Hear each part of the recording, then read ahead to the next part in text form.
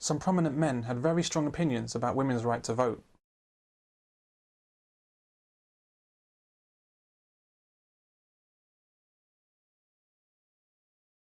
As did some prominent women.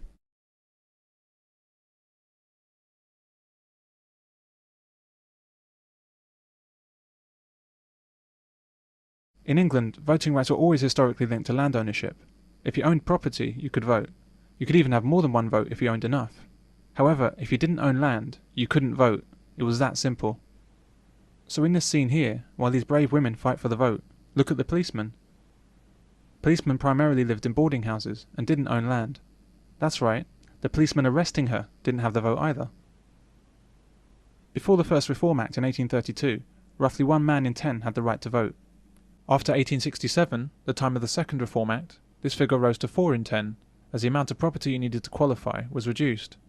More men qualified, but most men were still disenfranchised, principally because only 1 man in any one household was allowed to vote, denying any resident sons and brothers. From 1918, all women over the age of 30 could vote, and all men over the age of 21. Then, finally, absolutely equal rights to vote were introduced with the Equal Franchise Act of 1928. We can see from this that the right to vote in England up until 1918 was always about class and never about sex. Only the 10-year period between 1918 and 1928 could legitimately be claimed to be discriminatory on the basis of sex. But the suffragette movement was active since 1906 in England, solely concerned with votes for women.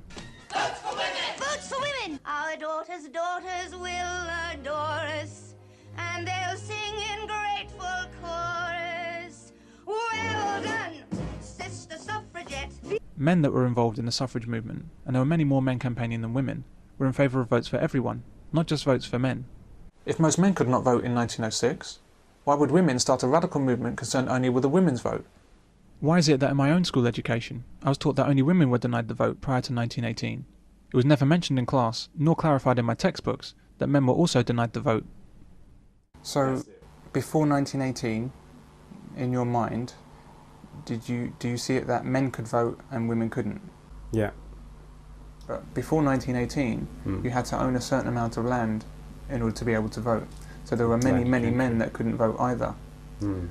But would you say that you were less aware of the men not having the vote than women not having the vote before I was then? less aware. I mean, thinking about it, I guess I knew.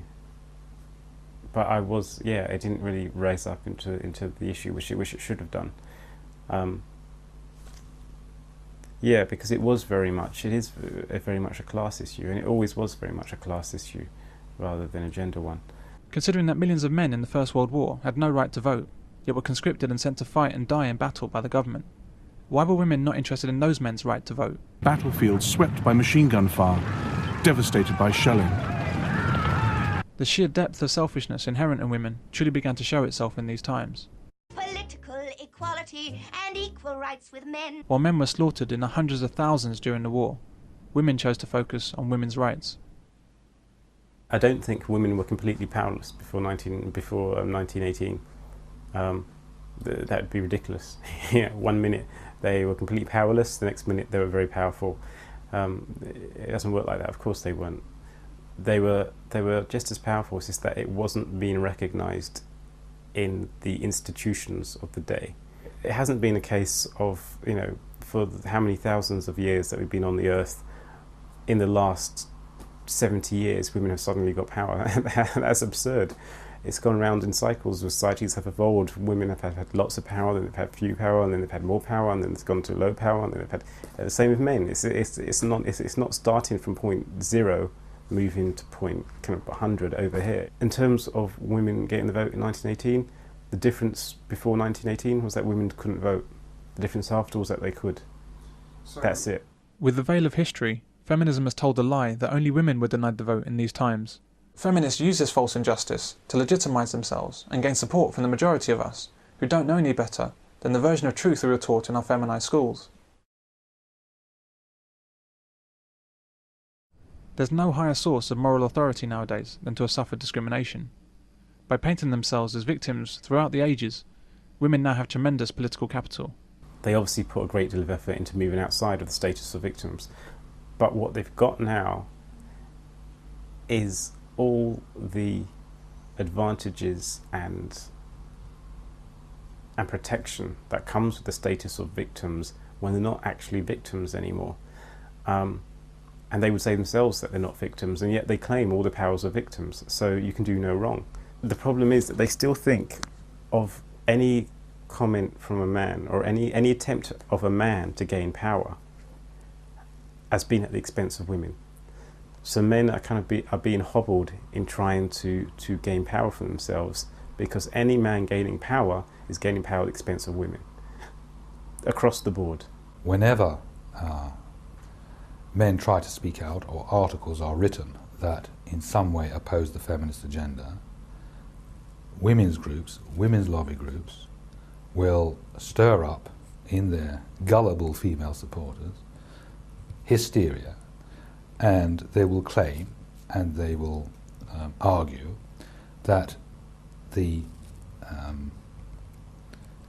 attacks that are made on the feminist movement and on the female point of view create a climate of fear amongst the vulnerable females in the community, and therefore they should not be articulated at all. So in other words, the very act of protesting against the feminist movement is deemed by them to be creating a climate of fear. So men must not speak in case those women who happen to be vulnerable out there hear you. No man can help themselves, because when a man does that, they're taking it away from women. For the last goodness knows how many years, time and time again, one would read in the newspapers that the laws were somehow biased against women. Can you believe it? Lawyers, A, B, C down to Z, would write about how women were unfairly treated with regard to the alimony, their alimony in divorce, or what have you. Baroness Kennedy, Helena Kennedy, people like that. They would proudly proclaim who they were and what their objectives were. 2 years ago, a barrister wrote in the Times an article which quite meekly pointed out that men were sometimes unfairly treated in the law. He didn't dare give his name. This was only 2 years ago.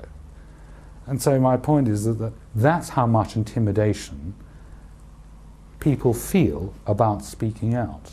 So what women do is they can be oppressive, and as we've seen with fathers' rights, they are being oppressive, but they will never even think of themselves being oppressive. They won't even imagine that they're being oppressive, because in their mind, in their world, they're victims, and they're still victims. In the present day in the UK, men must work to age 65 to qualify for the full state pension. Women need only work to age 60. This has been the case since 1950 and will not be equalised at age 65 until the year 2020. So this is some 70 years worth of discrimination against men, 7 times longer than the voting discrimination against women. This isn't discrimination against men that occurred nearly 100 years ago. This is happening right now. And women live for longer than men. So while women retire at 60 and die at 81, giving them 21 years of life after work, men retire at 65 and die at 76, giving them only 11 years of retirement. So whilst men are forced to work themselves near to death, women enjoy a long retirement. And what's our main concern about this situation?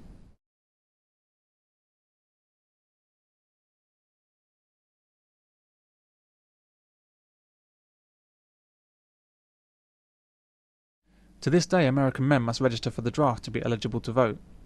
Men must be prepared to fight and to defend their democratic right to vote with their lives if required. However, women have no such obligation. How can all this be happening in a male-dominated society?